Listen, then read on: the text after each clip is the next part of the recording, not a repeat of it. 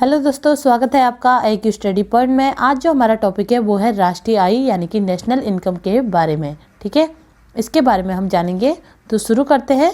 सबसे पहले हम जानेंगे राष्ट्रीय आय की अवधारणा। ठीक है, कॉन्सेप्ट ऑफ नेशनल इनकम, इसके बारे में हम जानेंगे। तो इसमें 5 चीज़ें आती हैं। पहला आता है GDP, ठीक है, ग्रॉस डोमेस्टिक प्रोडक्ट। उसके बाद सेकंड आता है GNP यानी कि ग्रॉस नेशनल प्रोडक्ट। फिर थर्ड आता है NNP यानी कि नेट नेशनल प्रोडक्ट। उसके बाद फोर्थ आता है NDP यानी कि नेट डोमेस्टिक प्रोडक्ट।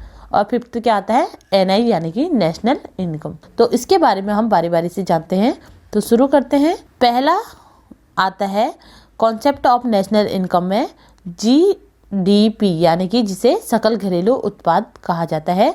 तो सबसे पहले ये जान लेते हैं कि जो ये घरेलू शब्द यहाँ पर दिया गया है, ठीक है, इस घरेलू शब्द से क्या मतलब है। ठीक है, तो घरेलू शब्द से मतलब है कि जो हमारी देश की सीमा में उत्पादित होता है। ठीक है, तो घरेलू शब्द से क्या मतलब है, यहाँ पर देश की सीमा से मतलब है। ठीक है, और उत्पाद किस किस चीज़ का हो सकता है, वस्तु का भी हो सकता है और सेवा का भी उत्पाद हो सकता है। ठीक है, तो यानी कि जो देश की सीमा के अंदर उत्पादन हो रहा है तो वो क्या होगा, सकल घरेलू उत्पाद GDP कहलाता है। ठीक है, तो किसी देश की सीमा में एक वर्ष के अंत तक उत्पादित वस्तुओं व सेवाओं का अंतिम मूल्य सकल घरेलू उत्पाद कहलाता है। ठीक है, तो किसी भी देश की सीमा में जो एक वर्ष के अंत तक जो भी वस्तुओं व सेवाओं का जो अंतिम मूल्य होता है वो क्या कहलाता है, सकल घरेलू उत्पाद कहलाता है। ठीक है, तो आप याद रखिएगा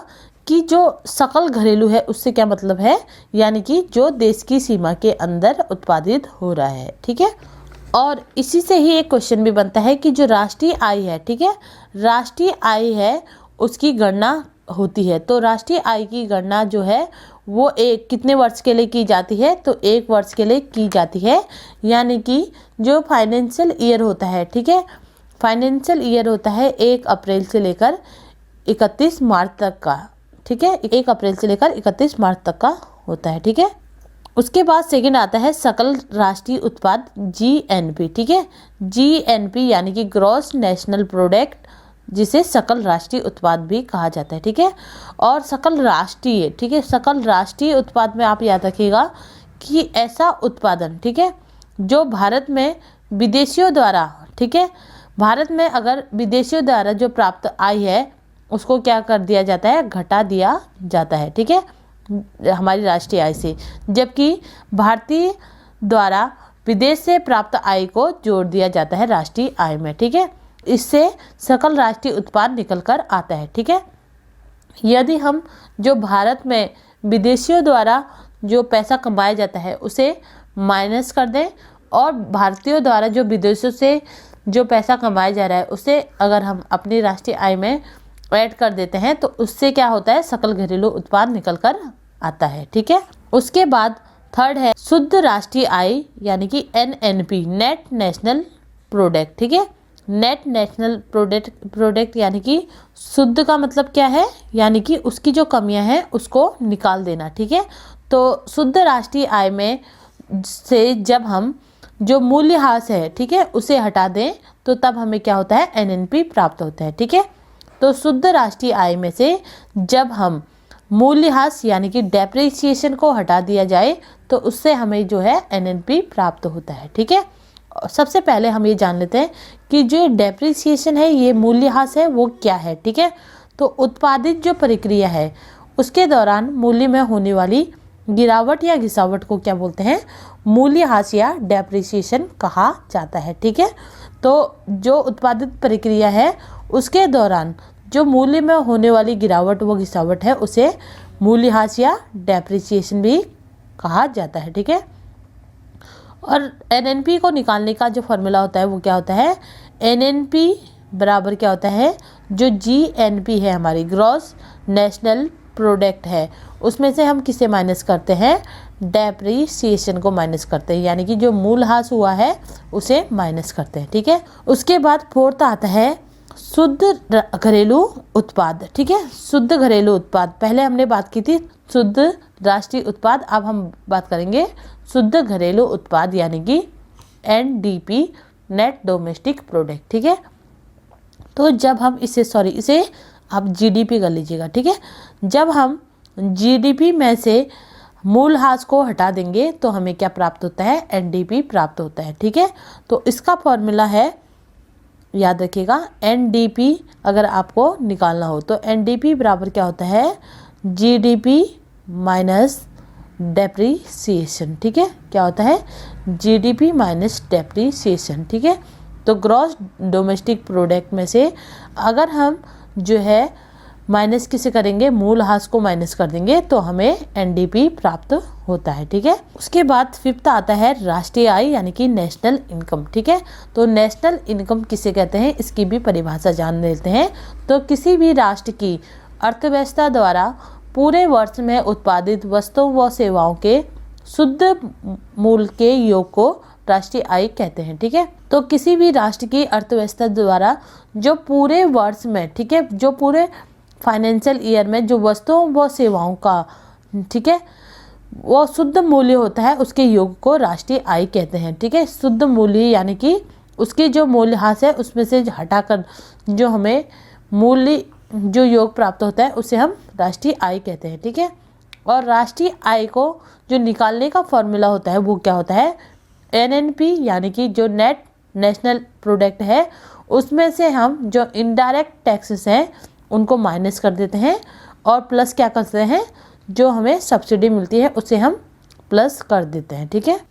तो क्वेश्चन बहुत बारी एग्जाम में आता है कि जो राष्ट्रीय आय है उसको निकालते समय जो है वो किसे घटा दिया जाता है, ठीक है। तो किसे माइनस किया जाता है, इनडायरेक्ट टैक्सेस को जो है माइनस किया जाता है, ठीक है।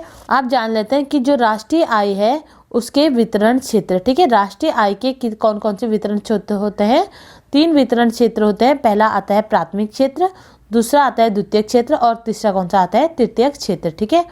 और प्राथमिक क्षेत्र की बात करें तो प्राथमिक क्षेत्र में क्या क्या आते हैं, कृषि और पशुपालन जो है आदि जो है वो किस में आते हैं, प्राथमिक क्षेत्र में आते हैं, ठीक है। और राष्ट्रीय आय के वितरण में जो प्राथमिक क्षेत्र का योगदान है वो कितना है, 17% है, ठीक है। इससे एक क्वेश्चन भी पूछा जाता है कि जो स्वतंत्रता के समय, ठीक है, स्वतंत्रता के समय किस क्षेत्र का महत्वपूर्ण योगदान था, तो उस समय स्वतंत्रता के समय जो था वो प्राथमिक क्षेत्र का महत्वपूर्ण योगदान था। ये क्वेश्चन भी आप याद रखिएगा, ठीक है। उसके बाद आता है द्वितीयक क्षेत्र। द्वितीयक क्षेत्र में क्या क्या आते हैं, विद्युत निर्माण और विनिर्माण की से रिलेटेड जो भी चीज़ें होती हैं वो किस में आती हैं, द्वितीयक क्षेत्र में आती हैं। और जो राष्ट्रीय आय है, नेशनल इनकम है, उसमें इसका जो द्वितीयक क्षेत्र का योगदान है वो कितना है, 29% है, ठीक है। उसके बाद थर्ड आता है तृतीयक क्षेत्र, ठीक है। तृतीयक क्षेत्र जिसे सेवा क्षेत्र भी कहा जाता है, ठीक है। और सेवा क्षेत्र के अंदर क्या क्या आते हैं, जो शिक्षा चिकित्सा वगैरह होती हैं वो सब क्या आते हैं, ये किस में आते हैं, तृतीयक क्षेत्र में आते हैं, ठीक है। तो तृतीयक क्षेत्र का जो योगदान है वो कितना है, 53.5% है, ठीक है। तृतीयक का कितना है, 53.5% है। और सबसे ज़्यादा जो योगदान है वो इसी क्षेत्र का है वर्तमान में, ठीक है। वर्तमान में सबसे ज़्यादा जो राष्ट्रीय आय में जो योगदान है वो किस क्षेत्र का है, तृतीयक क्षेत्र यानी कि सेवा क्षेत्र का है, ठीक है। उसके बाद हम इनसे रिलेटेड कुछ क्वेश्चन भी जान लेते हैं जो कि एग्जाम के पॉइंट ऑफ व्यू से काफ़ी इंपॉर्टेंट है, ठीक। पहला है क्वेश्चन है, वर्तमान में भारत में राष्ट्रीय आय की गणना कौन करता है, ठीक है। वर्तमान में बात कर रही हूँ, ठीक है। तो वर्तमान में अगर आपसे पूछा जाए कि वर्तमान में जो भारत में राष्ट्रीय आय है उसकी गणना कौन करता है, तो उसका आंसर होगा NSO यानी कि राष्ट्रीय सांख्यिकी संगठन, ठीक है। वर्तमान में जो राष्ट्रीय सांख्यिकी संगठन है NSO वो राष्ट्रीय आय की गणना करता है, ठीक है। और NSO जो है वो क्या है, CSO का परिवर्तित रूप है, ठीक है। इससे पहले, ठीक है, इससे पहले जो करता था वो कौन करता था, केंद्रीय सांख्यिकी संगठन, ठीक है। इससे पहले केंद्रीय सांख्यिकी संगठन जो था वो राष्ट्रीय आय का आकलन करता था, ठीक है। और अब कौन करता है, NSO का करता है, ठीक है। CSO का नाम बदल कर क्या कर दिया गया है, NSO कर दिया गया है, ठीक है। C यानी कि केंद्रीय हटाकर अब क्या कर दिया गया है, N नेशनल कर दिया गया है, ठीक है। ये आपको याद रखना है। और जो CSO है, ठीक है, CSO का गठन कब हुआ था, ये भी आप याद रखिएगा। हो सकता है आपसे गठन भी पूछा जाए कि जो CSO का गठन हुआ था वो कब हुआ था, 2 मई 1951 में इसका गठन हुआ था, ठीक है। और CSO का जो मुख्यालय था वो कहाँ है, नई दिल्ली में है, ठीक है। राष्ट्रीय सांख्यिकी संगठन, ये आप याद रखिएगा कि भारत में जो वर्तमान में राष्ट्रीय आय है उसका जो गणना है वो कौन करता है, NSO द्वारा की जाती है। किसके द्वारा की जाती है, राष्ट्रीय सांख्यिकी संगठन द्वारा की जाती है, ठीक है। तो अब ये CSO का याद मत रखिएगा, क्योंकि CSO का जो नाम परिवर्तित कर क्या कर दिया गया है, NSO कर दिया गया है, ठीक है। नंबर 2 है, वर्तमान में राष्ट्रीय आय का आधार वर्ष क्या है, ठीक है। तो वर्तमान में अगर आपसे पूछे तो राष्ट्रीय आय का जो आधार वर्ष था वो क्या है, 2017 और 18 था, ठीक है। और अगर 2017 और 18 से पहले पूछे तो वो क्या था, 2011 और 12 था, ठीक है। और 2011-12 से पहले क्या था, 2004 और 5 जो था वो आधार वर्ष था राष्ट्रीय आय का, ठीक है। और वर्तमान में क्या है, 2017 और 18 है, ये आप याद रखिएगा, ठीक है। उसके बाद क्वेश्चन नंबर 3 है, सर्वप्रथम वैज्ञानिक आधार पर राष्ट्रीय आय की गणना कब और किसके द्वारा की गई, ठीक है। तो सर्वप्रथम वैज्ञानिक आधार पर अगर आपसे पूछा जाए, ठीक है, तो वैज्ञानिक आधार पर जो राष्ट्रीय आय की गणना कब और किसके द्वारा की गई थी, 1931 और 32 में VK, ठीक है, याद रखिएगा, VKRB राव द्वारा जो था इसकी गणना की गई थी राष्ट्रीय आय की। और उस समय जो इन्होंने प्रति व्यक्ति आय प्रति वर्ष निकाली थी वो कितनी निकाली थी, 62 रुपये निकाली थी, ठीक है। कितनी निकाली थी, 62 रुपये निकाली थी, ठीक है। तो इससे आप 3 क्वेश्चन याद रखिएगा। पहले कि जो सर्वप्रथम वैज्ञानिक आधार पर राष्ट्रीय आय की गणना की गई थी वो किस वर्ष की गई थी, तो 1931-32 में की गई थी, ठीक है।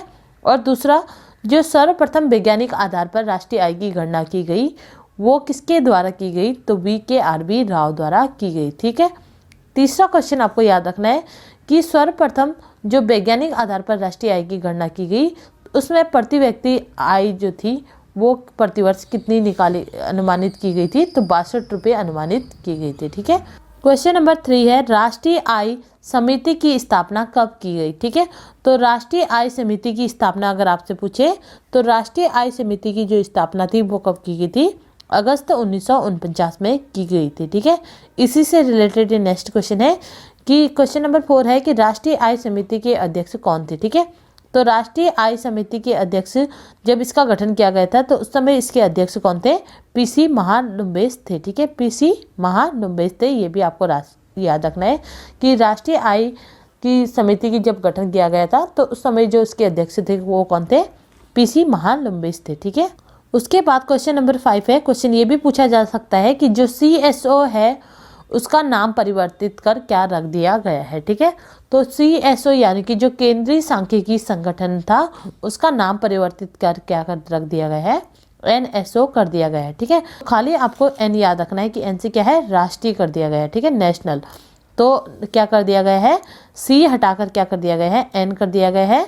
तो क्या होगा, राष्ट्रीय सांख्यिकी संगठन इसका नाम कर दिया गया है, ठीक है। उसके बाद क्वेश्चन इस तरीके के भी पूछे जाते हैं कि क्वेश्चन 6 है, सर्वाधिक राष्ट्रीय आय वाला केंद्र शासित प्रदेश है, ठीक है। तो सर्वाधिक राष्ट्रीय आय वाला केंद्र शासित प्रदेश अगर पूछा जाए तो वो कौन सा है, दिल्ली है, ठीक है। उसके बाद आपसे अगर सर्वाधिक राष्ट्रीय आय वाला राज्य पूछा जाए तो राज्य कौन सा है, गोवा है, ठीक है। गोवा जो है वो टूरिज्म प्लेस, ठीक है, टूरिज्म प्लेस होने के कारण जो है यहाँ की जो राष्ट्रीय आय है वो ज़्यादा है, ठीक है। तो सर्वाधिक राष्ट्रीय आय वाला राज्य कौन सा है, गोवा है, ये आप याद रखिएगा, ठीक है। या आपसे पूछा जा सकता है कि प्रति व्यक्ति आय वाला सर्वाधिक आय वाला राज्य कौन सा है, तो वो भी कौन सा आएगा, गोवा ही है, ठीक है। तो क्वेश्चन किसी भी तरीके से पूछ सकते हैं।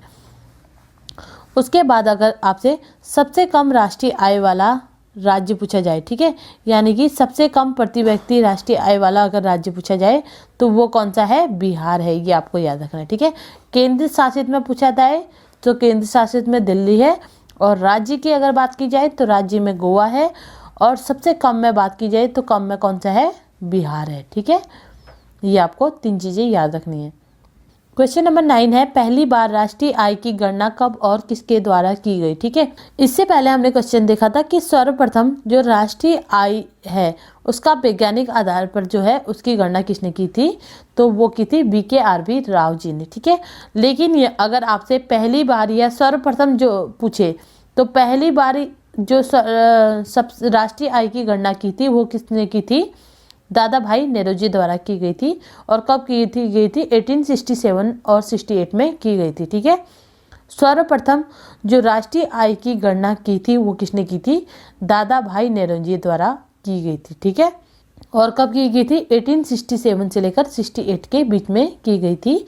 और जब इन्होंने उस समय राष्ट्रीय आय की गणना की तो इन्होंने प्रति व्यक्ति आय जो है वो कितना अनुमानित लगाया था, 20 रुपये अनुमानित लगाया था प्रति वर्ष। ठीक है, ये आपको याद रखना है। पहला इसका सन याद रखना है, दूसरा कि जो सर्वप्रथम राष्ट्रीय आय है उसकी गणना किसने की थी। ठीक है, जहाँ पर वैज्ञानिक ना आए, सिर्फ आपसे ये लिखा जाए कि पहली बार जो है या सर्वप्रथम जो है वो राष्ट्रीय आय की गणना किसने की थी, तो दादा भाई नेरोजी ने की थी। ठीक है, जहाँ पर सर्वप्रथम वैज्ञानिक लिखा आ जाए तो वहाँ पर रखना है आपको याद VKRB राव जी का। ठीक है, उन्होंने जो बताया था प्रति व्यक्ति वैज्ञानिक तौर पर उन्होंने जो बताया था वो कितना बताया था, उन्होंने बताया था आपका 62 रुपये प्रति वर्ष।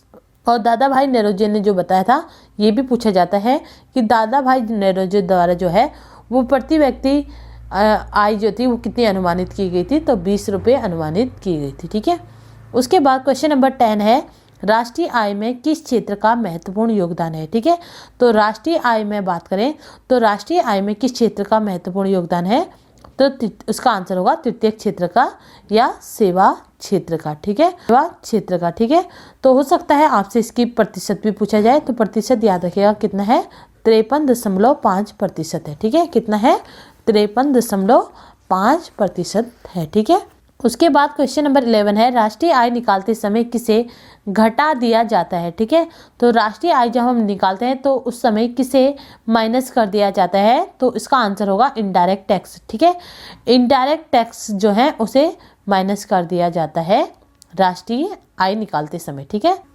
क्वेश्चन नंबर 12 है, प्रति व्यक्ति आय निकालने के लिए राष्ट्रीय आय को भाग दिया जाता है। ठीक है, अगर आपको प्रति व्यक्ति आय निकालना हो तो राष्ट्रीय आय को किससे भाग दिया जाता है, कुल जनसंख्या से। ठीक है, तो देश की जो कुल जनसंख्या है उससे जो है राष्ट्रीय आय को भाग निकालने से प्रति व्यक्ति आय जो है वो निकल कर आ जाती है। ठीक है, क्वेश्चन नंबर 13 है, किसी देश की आर्थिक वृद्धि की सर्वाधिक उपयुक्त माप है।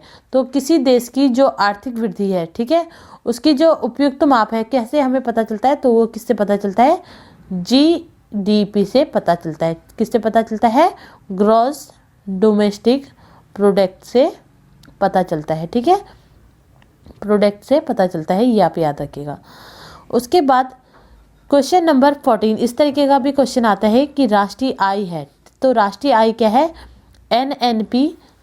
ठीक है, याद रखिएगा क्या है, NNP फैक्टोरियल कॉस्ट है। NNP फैक्टोरियल कॉस्ट है, वो मेरे से यहाँ पर लिखा नहीं गया, तो आप ये याद रखिएगा NNP फैक्टोरियल कॉस्ट है। ठीक है, तो उसी के साथ जो ये राष्ट्रीय आय वाला जो टॉपिक था वो यहीं पर ही समाप्त होता है।